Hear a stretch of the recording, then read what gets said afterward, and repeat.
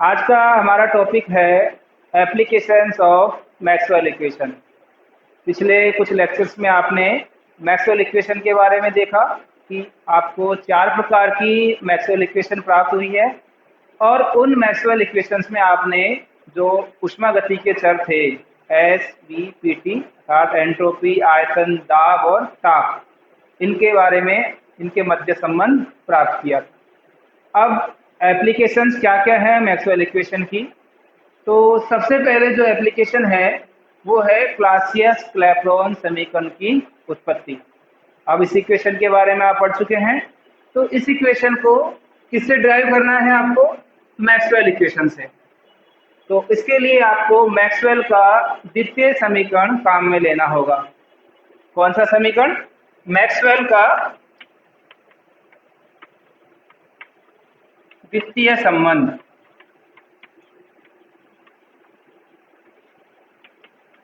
अब मैक्सवेल का द्वितीय संबंध क्या है? Delta S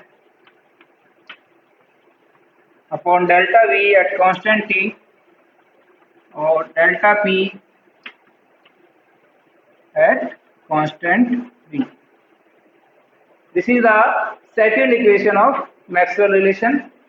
delta S upon delta V at constant T equal to delta P upon delta V at constant V. Equation number first. अब इससे कैसे डिराइव करेंगे? इसके लिए समीकरण 1 के दोनों ओर तापमान T से गुणा करने पर, तापमान T से गुणा करने पर क्या प्राप्त होगा आपको? आपको प्राप्त हो जाएगा T delta S upon delta V at constant T equal to T delta P upon delta T at constant v। This is equation number second. Okay, ये मान आपको प्राप्त हो गया है। अब चूंकि हम जानते हैं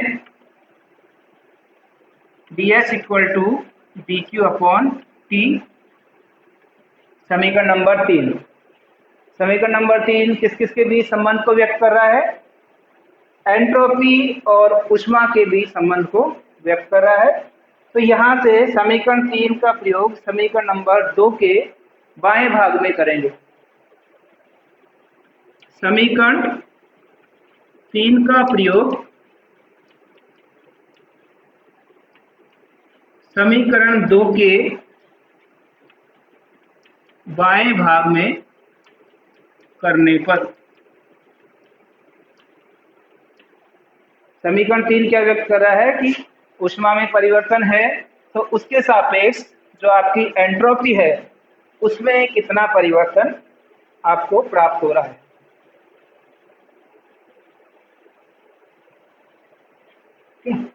तो क्या मान प्राप्त होगा? It will be delta Q upon delta V at constant T equal to T delta P upon delta T at constant V. Equation number 4। अब समीकरण 4 का बायां भाग, इस पे गौर कीजिए, ये किसको व्यक्त करेगा? अब आप यहाँ देखेंगे तापमान क्या है? नियत है।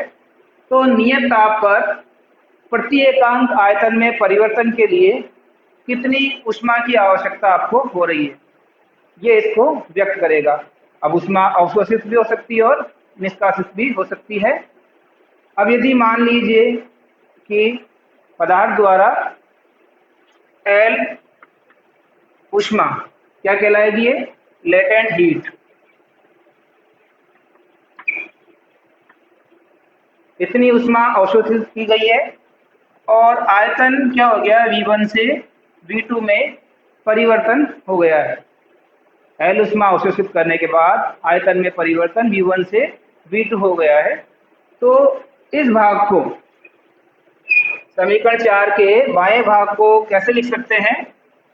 Delta Q upon delta V at constant T equal to ऊष्मा किसके रूप में व्यक्त की जाएगी, L के रूप में, और it will B V2 minus V1 और we can write delta V, equation number 5। तो इस तरह से आपने गुप्त ऊष्मा के रूप में एक समीकरण प्राप्त कर लिया है, जो कि क्या है,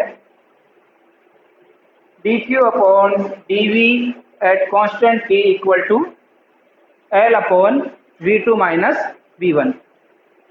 अब समीकरण 4 और 5 दोनों ही इसके मान हैं, तो बाएं भाग बराबर हैं तो दाएं भाग क्या होंगे, बराबर होंगे। अतः समीकरण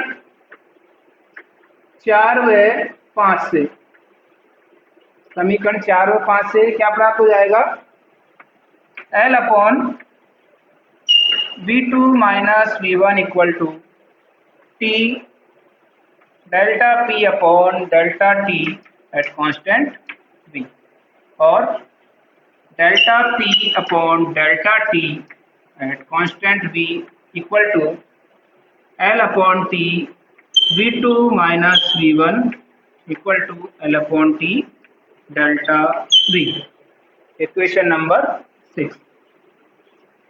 अब इक्वेशन नंबर 6 आपकी जानी पहचानी समीकरण आपको प्राप्त हो गई है।